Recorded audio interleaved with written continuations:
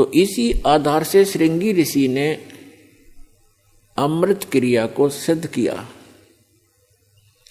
जैसा कि ये संत बताते हैं, ये तो इनको तो कख भी पता नहीं अमृत क्रिया क्या होती है। तालू का जीभ लगा लो ऐसे मोड़ कर, और कहते हैं फिर तालू से अमृत टपकेगा।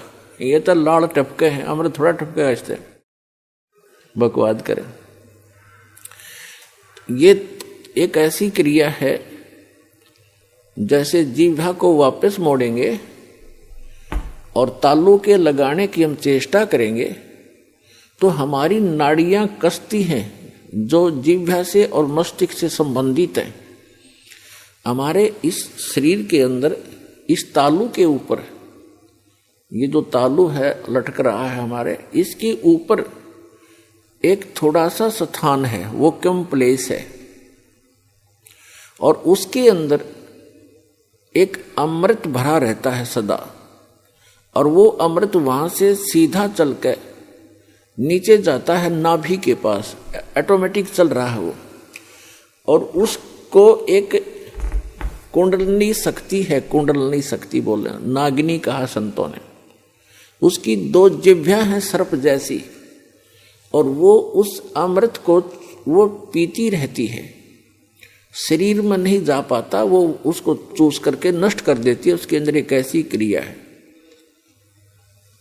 तो फिर क्या होता है, जब हम श्वास क्रिया को अभ्यास करते हैं श्वास का, और वो श्वास के साथ ऐसे खड़ी है, ऐसे उसका नाभि के जहां वो अमृत टपकता है ऊपर से जाकर नाभि के पास, उसका मुंह बिल्कुल उसके ऊपर है ऐसे। और जब हम श्वास क्रिया का अभ्यास करेंगे, उस श्वास क्रिया से उसका मुंह ऐसे नीचे को हो जाएगा,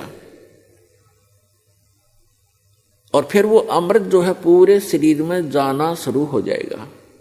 श्वास क्रिया से तो उसका मुंह टेढ़ा होगा, ऐसे नहीं रहेगा ऊपर को, वो ऐसे मुड़ जाएगा नीचे को। जो ऐसे टपक रहा था अमृत, उसको वो खा रही थी, फिर वो ऐसे हो जाएगी, उस पे उसके मुंह पे नहीं जाएगा। ये तो श्वास क्रिया का लाभ मिलेगा। और फिर जो हम तालू पर जिह्वा लगाने की चेष्टा करते हैं, उससे क्या होगा कि इस तालू के ऊपर एक स्थान है जहां पर ये अमृत भरा रहता है, लिक्विड सा है ये। उसके नीचे वो एक जैसे इसको अर्ध छोटा सा बेर होता है, बेर का फल, बेरी का फल, उसको आधा काट दे, साफ कर दे, इतना सा है वो, ऐसे आधा कटा हुआ। और उसके बिल्कुल नीचे एक वाल है, वाल, और उसके ऊपर एक छोटी सी नाड़ी टिकी हुई है जो उस वाल के सुराख को रोक रही है। तो उस अभ्यास करने से, जो श्वास क्रिया से, तो नागनी का फन नीचे को हो जाएगा, और फिर वो नीचे जाना शुरू होगा, और जिस रास्ते से फिर वो जाएगा उस नागनी के हाथ नहीं लगेगा, वो पूरा शरीर में व्याप्त हो जाएगा। एक स्वाभाविक ओवरफ्लो होकर के वो छोटा सा जो आधे बेर का जितना स्थान समझो खाली, ओवरफ्लो होकर जब जाता है तो वो नागनी के मुंह पर गिरता रहता है। तो अब वो चाहे उस सुराख से जाएगा और चाहे वैसे ऊपर के ओवरफ्लो होकर जाएगा, तो उस कुंडलनी जो नागनी है उसके नाभि के चारों तरफ, नाभि के पास हमारी सभी पूरे शरीर की नाड़ियां इकट्ठी हो जाती हैं। उनका एक ऐसा बंध है वहां पर, उसके ऊपर वो ऐसे लपेटी हुई है जैसे आपने देखा हो वृक्ष के ऊपर बेल होती है पीली सी, तो ऐसे वो लपेटा लगाए रहती है, उसको नाड़ियों में नहीं जाने देती, और ऊपर से जो आता उसको स्वयं चूस लेती है। तो फिर वो नाड़ियों की जकड़ ढीली कर देती है, वो अपने आप मुरझा जाती है, क्योंकि श्वास की क्रिया से वो बंद हो जाती है। और फिर उससे जो हम जिह्वा का अभ्यास करते हैं, जो तालू है ऊपर जहाँ सरोवर है, जिसको मान सरोवर कहते हैं शरीर में, जहाँ पर ये अमृत भरा हुआ है, उसका नीचे का सुराख थोड़ा सा खुल जाता है, उससे फिर अमृत टपकना प्रारंभ करता है। अब कहने का भाव ये है कि ये सारा कुछ भी हो गया, आपकी कुंडलनी शक्ति भी जागृत होगी, और वो नागिनी भी दबगी, नीचे को होगी, और उधर से आपकी अमृत क्रिया भी सिद्ध होगी। फिर अब क्या होगा? उससे क्या होता है कि शरीर के अंदर ज्यादा भोजन आहार की आवश्यकता नहीं रहती। शरीर बगैर खाए भी वर्षों तक रह सकता है।